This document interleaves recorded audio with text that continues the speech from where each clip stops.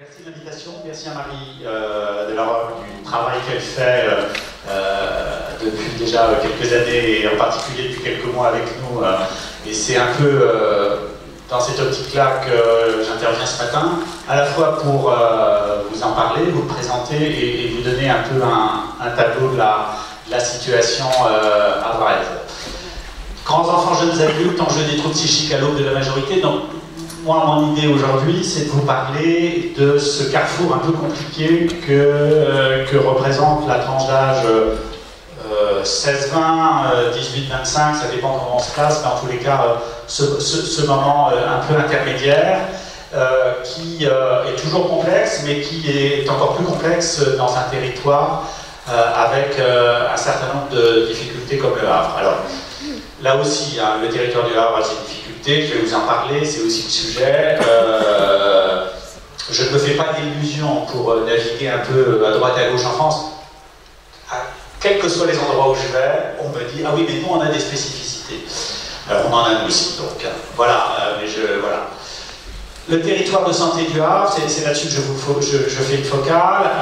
Des territoires de santé, des indicateurs de santé, pardon, hétérogènes. Je vais vous donner quelques chiffres derrière.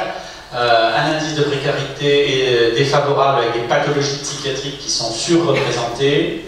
À l'inverse, puisqu'il y a des choses favorables, des taux de suicide plutôt favorables. Alors j'ai formulé ça de façon un peu provocatrice pour vous dire que les taux de suicide sur le territoire havrais sont moins pires qu'en France et moins pires qu'en Normandie, donc il faut s'en féliciter. Certains pensent que le travail qu'on a fait depuis 20 ans, que ce soit en pédopsychiatrie, en psychiatrie adulte, il est pour quelque chose.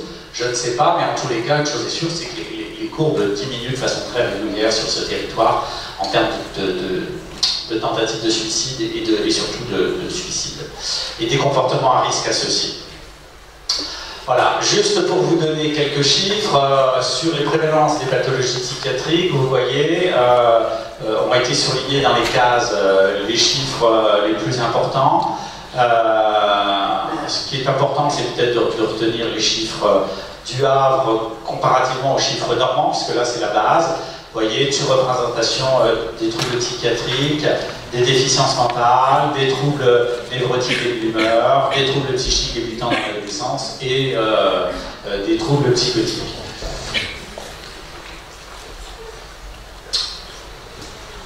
Il n'est pas extrêmement visible ce tableau, mais je trouve que ce tableau est sans doute le plus intéressant. Oui, bien sûr, il sera diffusable. C'est un tableau qui vous montre en abscisse ce qu'on appelle l'indice de dévalorisation sociale, qui est un indice complexe, qui est calculé en fonction du niveau de précarité d'une population, de son logement, de l'état de son logement avec ou sans chauffage, etc. Voilà, ça vous donne un indice de précarisation d'une population. C'est un indice reconnu, et en ordonnée, le taux de mortalité prématurée. Et donc, comme ça, vous pouvez situer un certain nombre de villes ou de territoires. Et vous voyez mal parce que, effectivement, la diapo est floue, mais si j'ai un petit machin et j'ai un petit machin, ici, là, ça, c'est la ville du Havre. Voilà. Là, vous avez Fécamp, là, vous avez Pont-de-Mer. Donc vous avez compris que plus vous êtes en haut et à droite, moins c'est bien. Pire c'est. Voilà, donc il vaut mieux être à Granville, à Branche, qu'au Havre. Gisors est là. Alors vous avez deux Le Havre, parce que vous avez Le Havre-Ville et vous avez Le Havre territoire de santé. Voilà, donc ce tableau est assez significatif des difficultés de ce territoire, et donc voilà, celui-là est moins intéressant, mais comme on parle beaucoup de Le Havre et de l'alcool, pour vous dire que les choses sont effectivement reconnues. Tout ça est important pour vous donner un peu une idée de l'importance du travail qu'il va falloir que nous menions et que nous commençons à mener depuis maintenant quelques mois avec un certain nombre de partenaires de côté court sur ces questions. On parlait tout à l'heure de la question des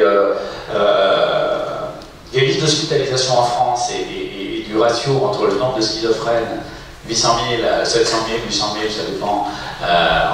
Dieu merci, on n'est pas encore allé comptabiliser un à un, et le nombre de lits d'hospitalisation en France. Donc là, je vous ai ressorti un tableau qui là aussi vous donne le nombre de lits d'hospitalisation en Normandie, au Havre, en Seine-Maritime et en France.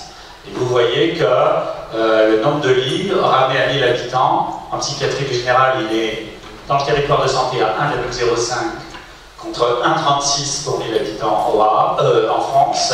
En psychiatrie infanto-juvénile, 0,03 pour 0,06. Il y a qu'en psychiatrie pénitentiaire qu'on est à égalité avec la France. Même chose pour le taux d'équipement des établissements sociaux et médico-sociaux. Là, c'est les adultes que vous avez devant vous, voilà, avec une répartition ESAT, femmes, masse, SAMSA. Voilà, 1488 places, soit 5,3 pour 1000 habitants en France, alors qu'on est à 7,7 en Normandie et 6,7 au national. Donc vous voyez, tout ça, ce sont des indicateurs qui nous contraignent, et finalement, ce sont des mauvais indicateurs, mais en même temps, ce sont des indicateurs qui nous contraignent à penser les choses différemment. Voilà. Et voilà, le dernier, c'est les établissements sociaux, médico-sociaux pour enfants et jeunes adultes, parce que là, on est autour de ces questions-là. Et là encore, là, vous voyez mal les chiffres en noir, je n'ai pas pu les changer, parce que j'ai dû faire un copier-coller du tableau. Mais en tous les cas, on est en dessous, vous voyez, 8,60. Non, je ne l'ai pas là, je l'ai sur mon papier, mais enfin, en tous les cas, vous me faites confiance, vous le verrez sur le diaporama. Mais on est en dessous, en tous les cas, pas sur la question du polyhandicap, mais nous sommes en dessous sur les chiffres des établissements et des services pour TSA, troubles du spectre autistique, et pour les établissements et services pour troubles du caractère et du comportement. 16-20 ans, c'est donc des enjeux particuliers, ce sont les enjeux de ce qu'il est convenu d'appeler la transition, et ces enjeux, et c'est ça que je voulais souligner ce matin, ils sont de tous ordres, en tous les cas, toutes les dimensions sont impliquées dans cette tranche d'âge, et c'est ça, à mon avis, qui, à mon avis, constitue l'intérêt de travailler avec ces populations, parce que c'est très dynamisant, ça nous oblige à penser les choses de façon différente, mais ça nous oblige à les penser dans tous les registres, quoi. Et donc c'est à la fois l'intérêt et la difficulté. La santé, bien sûr, vous me pardonnerez, il se trouve que je suis psychiatre, on m'a dit, donc j'y pense un peu. On est sur le 16-20, je prends volontairement cette tranche d'âge à cheval sur le 18 ans, symbolique de la majorité pénale. On est entre la pédiatrie et les services de médecine chirurgie adulte, et j'imagine qu'ici vous avez tous été confrontés à la question du relais entre les services de médecine enfant et les services de médecine adulte, avec la complexité d'assurer ce relais. Un recours difficile à la médecine, au médecin généraliste, vous savez qu'à partir de 16 ans on doit avoir normalement un médecin généraliste. Combien d'adolescents à 17-18 ans aujourd'hui un médecin généraliste? Pas assez en tous les cas. C'est le relais entre la pédopsychiatrie et la psychiatrie adulte. Alors là, je fais juste une petite parenthèse, mais c'était clairement déjà pour nous une difficulté il y a 20 ans, et c'est dans cette optique-là, entre autres, qu'on a pensé la MDA, la maison d'adolescents, parce qu'il nous paraissait d'une... même si je vénère par moment, je regarde Marc, je vénère par moment le saint secteur et la circulaire de 1960, il n'empêche que couper la pédopsychiatrie, la psy adulte à l'âge de 16 ans est quand même une connerie monumentale, disons-le, voilà, c'est dit, c'est fait. Et donc l'idée c'est d'avoir un dispositif qui soit à cheval et qui permette au moins une jonction un minimum intelligente.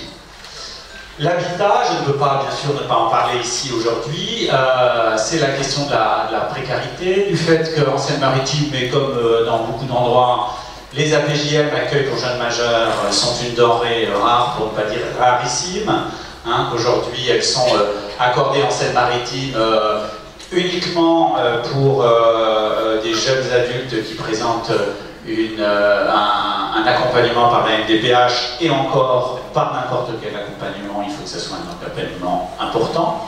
Donc on a les APJM en général de 3 mois. C'est quand même très intéressant de faire de s'arrêter à 18 ans ou de s'arrêter à 18 ans de 3 mois. Vous voyez bien quand même que ça change fondamentalement le problème. Des difficultés d'attribution des allocations logement.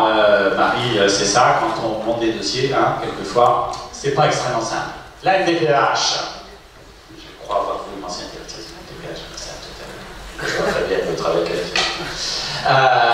Nous sommes quand même dans une articulation entre pôle enfant et pôle adulte, entre allocation enfant et allocation adulte handicapé, et je ne parle pas de la disjonction attribution de l'allocation adulte handicapé, mais versement de l'attribution de l'adulte handicapé par la CAF, et tous ceux ici qui travaillent avec les jeunes adultes savent combien nous ramons sur ces sujets-là. Je connais même quelques jeunes qui en font les frais.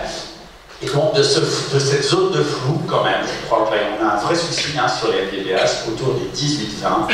Voilà, de ces MDPH qui considèrent que simplement à 20 ans les choses commencent. Que ça s'arrête à 18 et qu'entre le 18 et le 20, on bricole un peu selon qu'on est ou pas en établissement. Et donc c'est encore la logique de l'appartenance à l'établissement qui prévaut. Et ça, je pense que c'est fondamentalement une erreur. L'emploi, je vais vite, mais l'emploi, là aussi, on est sur une jonction compliquée. Pour l'emploi, mission locale, et encore, on a une mission locale en France. Il faut dire quand il y a des choses qui fonctionnent un peu. Voilà, on pourrait rajouter les cap emploi lorsque l'on a une RQTH, une reconnaissance travailleur handicapé. Le médico-social, je n'insiste pas, mais voilà, des établissements qui s'arrêtent à 18, des établissements qui vont à 20, enfin bon, voilà, aucune... voilà, faire rentrer un jeune adulte dans un établissement quand il n'a pas 20 ans, il faut se lever le matin, il faut passer les arcades des commissions cas difficiles, des commissions cas complexes, du machin, des trucs pour... qu'ensuite tout le monde soit d'accord mais qu'on n'arrive pas à trouver de place. La justice, alors juste la justice c'est important aussi parce que quand même il faut savoir que parmi tous les risques générés par le trouble psychique et le handicap psychique, il y a une surreprésentation des adolescents et des jeunes adultes sous main de justice. Voilà, donc ça c'est quelque chose qui n'est pas très politiquement correct, comme on dit, mais c'est important de le dire parce que pour le coup, cet accompagnement, il n'est pas bien fait.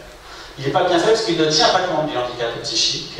Et pour le coup, on se retrouve avec des professionnels ou du moins de 18 qui sont la PJJ, ou du plus de 18 qui sont les services de probation, qui ne savent pas faire. Et qui donc font des choses qui vont à l'encontre de l'accompagnement d'insertion tel qu'il devrait avoir lieu. Et puis alors, la scolarité, n'en parlons pas, parce que sinon ça va m'agacer. L'arrêt de l'obligation scolaire à 16 ans, les établissements médico-sociaux dans la limite d'accompagnement restent encore aujourd'hui très variables avec toute la question de l'amendement Creton, mais on pourra en reparler. Tout ça pour vous poser, le tableau. Voilà, donc aujourd'hui, des enjeux majeurs pour nous, psychiatres, là, clairement, sur les 16-20, c'est la question des fameuses psychoses émergentes. Vous savez qu'aujourd'hui, en particulier la schizophrénie dont vous a parlé Marc Toulouse, est traditionnellement, en tous les cas dans les livres, une pathologie qui émerge entre 15 et 25 ans. Alors on sait qu'il y en a un peu avant, on sait qu'il y en a un peu après, mais pour vous fixer les idées, c'est 15-25, donc ça veut quand même dire qu'il y en a entre 15 et 20, et a fortiori entre 15 et 18, et donc cette période très particulière qu'on appelle la transition psychotique, elle est pour nous une période complexe, parce qu'elle elle ne doit pas se penser uniquement en termes de soins, même si bien entendu elle se pense aussi en termes de soins, mais elle doit aussi se penser en termes d'accompagnement dans tous les éléments dont je vous ai fait part, l'emploi, le médico-soc, la justice, la scolarité, la MDPH, l'habitat, la santé. Voilà, et qu'on ne peut pas penser la question de la transition psychotique et de l'émergence de la maladie mentale sans penser ce que vous disiez très bien, madame, tout à l'heure, d'emblée avec l'usager. Alors la difficulté, c'est que l'usager, lui, il est aussi dans la prise de conscience de la maladie, et son environnement familial aussi. Mais il n'empêche que d'emblée, il faut se dire, voilà, que va-t-il devenir de son habitat, que va-t-il devenir de son emploi, que va-t-il devenir éventuellement de son accompagnement judiciaire, etc. etc. C'est la question de l'émergence et de la structuration d'un certain nombre de troubles de l'humeur, dont vous a aussi parlé Marc Toulouse. J'aurais rajouté à ces deux grandes catégories pathologiques qui génèrent du handicap psychique de façon importante, toutes les situations traumatiques et post-traumatiques dont on reçoit de plus en plus de situations aujourd'hui dans nos consultations, hein, les MDA aujourd'hui dans les maisons des adolescents au Havre comme en France. C'est une vraie problématique. C'est la résurgence de situations traumatiques qui ont été enterrées et qui viennent se réactiver au moment de l'adolescence. C'est aussi toutes les situations traumatiques vécues récemment, et je pense en particulier à la question spécifique des mineurs non accompagnés, à tous, voilà, c'est clairement plus du tout la même chose qu'il y a 20 ans. Il y a 20 ans, la question pour nous, c'était les jeunes migrants de deuxième génération, comment ils s'intégraient. Aujourd'hui, la question, c'est les mineurs non accompagnés, c'est ceux qui ont vécu des traumatismes d'extrême violence dans leur pays et qu'il faut accompagner, alors qu'ils arrivent en général à l'aube de l'âge adulte, hein, ils sont à 16, 17 ans. Je ne parle pas de la question de comment déterminer quel âge ils ont, là aussi ça pourrait prendre du temps et m'agacer, mais en tous les cas, comment est-ce qu'on les accompagne dans des situations de violence traumatique absolument terribles, avec en plus toutes les comorbidités psychiatriques de cet âge que l'on a. Les enjeux, c'est quoi à la majorité dans cette tranche d'âge 18-20? C'est quelle place donner à la famille? Voilà, on est toujours dans cette ambiguïté-là. On les reçoit pas. Hier, je recevais un jeune qui vient d'avoir 18 ans la semaine dernière à la consultation. Symboliquement, j'ai pas reçu la famille. Je vais la recevoir, la famille. J'ai déjà l'habitude de la recevoir depuis plusieurs années, je vais continuer à la recevoir. J'étais en même temps obligé de poser quelque chose de symbolique. C'était important pour lui que j'entende qu'il était devenu majeur. Mais en même temps, il est majeur, et donc voilà, il nous faut nous penser cette dimension-là toujours avec la famille, parce que la famille est un élément essentiel, surtout quand le handicap psychique est là, mais en même temps, en lui laissant cette ouverture nécessaire. L'accès à la citoyenneté, ça va sans dire, hein, c'est un vrai enjeu ça, l'accès à la citoyenneté. Je le mets là comme une ligne parmi d'autres, mais je pense qu'on sous-estime encore cette question-là, hein, la question du droit de vote, de la question de l'insertion dans la cité, de l'intégration dans les dispositifs dits ordinaires ou dits de droit commun.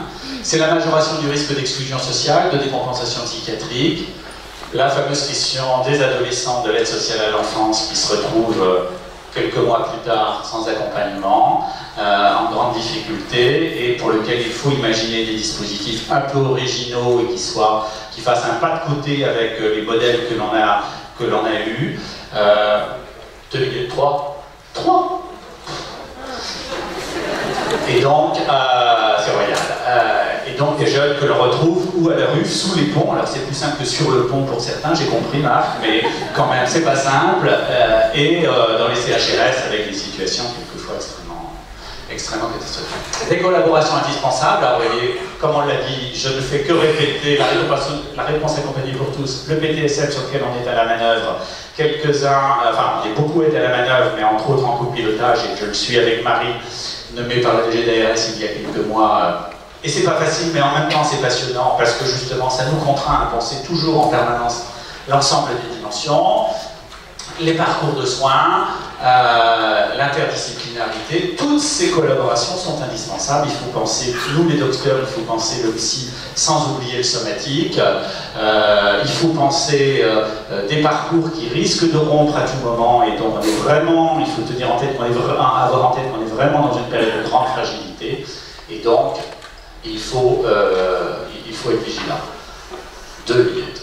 La maison de l'adolescent, juste pour ceux qui ne connaîtraient pas, on a voulu d'emblée, il y a 20 ans, s'opposer à l'articulation des dispositifs, je vous l'ai dit tout à l'heure, avec une première circulaire en 2005 qui fondait les MDA, une deuxième en 2016, signée par Valls à l'époque, qui réaffirme nos missions de coordination et d'appui aux acteurs. Là, j'extrais ça de la circulaire du Premier ministre. Donc vous voyez, je n'invente rien quand on est au cœur de notre problématique de ce matin. Coordination, appui aux acteurs, contribution à la coordination des parcours de santé, soutien aux professionnels, sensibilisation à la formation et aux problématiques de l'adolescence, animation, coordination du réseau. C'est ce qu'on fait sur le territoire avec vous. Avec Côté Cours, je me suis rendu compte depuis, mais il y a hier, qu'il y a un S à Cours. Voilà. Je le saurai pour la prochaine fois, c'est en écrivant l'adresse mail de Marie hier soir ou avant-hier, je me suis aperçu. Notre idée ensemble, c'est d'intervenir précocement, c'est-à-dire dès 18 ans et dans l'idéal dès 17 ans et demi, c'est-à-dire d'anticiper la période de rupture, de s'articuler en particulier avec la question du logement, mais aussi avec la question de la MDPH, pour accompagner les jeunes en situation de handicap psychique, pour co-évaluer, j'aurais pu mettre co-évaluer les troubles et détecter les comorbidités, éviter le non-recours aux soins, et nous, notre rôle là-dedans, c'est d'être en lien avec les professionnels de territoire sanitaire pour dire attention, là ça va rompre, là on va changer de lieu d'hospitalisation, est-ce qu'il faut relayer le suivi, pas relayer le suivi, est-ce qu'il faut attendre, est-ce qu'il faut passer le relais tout de suite, est-ce que c'est le bon moment, est-ce que c'est pas le bon moment, évaluer cognitivement et évaluer ensemble les capacités d'insertion et d'autonomie, favoriser l'inclusion sociale, éviter le recours au tout hôpital ou au tout établissement social ou médico-social. Clairement aujourd'hui, notre ligne, ça doit être d'abord l'inclusion et ensuite, quand l'inclusion n'est pas possible, et seulement dans ce cas-là, l'établissement. Privilégier autant que possible les dispositifs de droit commun, c'est la dernière, je vous rassure, et assurer pour ce qui est de notre part du gâteau, si je veux dire, un accompagnement aux soins et vers les soins, que ce soit en ambulatoire, et là pour le coup la FDA permet de faire cette jonction, parce que je vous dis on va jusqu'à 20 ans sans aucun souci, en hospitalisation complète, et donc c'est à nous de faire les liens, et quelquefois on sait que les liens sont compliqués quand Marie me dit là on ne peut pas la garder pendant 2 jours, il va falloir absolument qu'il y ait quelques jours d'hospitalisation, et qu'en face les confrères me disent oui mais enfin tu te rends compte, on est déjà à 105% de taux d'occupation, la semaine dernière on était à 110 et il y en a 15 qui attendent aux urgences. Alors ta patiente, elle peut rentrer chez elle. Oui, alors bon, là, j'appelle Marie, j'appelle mon frère, on essaie de faire, voilà, enfin, c'est mon taf. Faire du lien, favoriser la transition vers le dispositif adulte. Merci.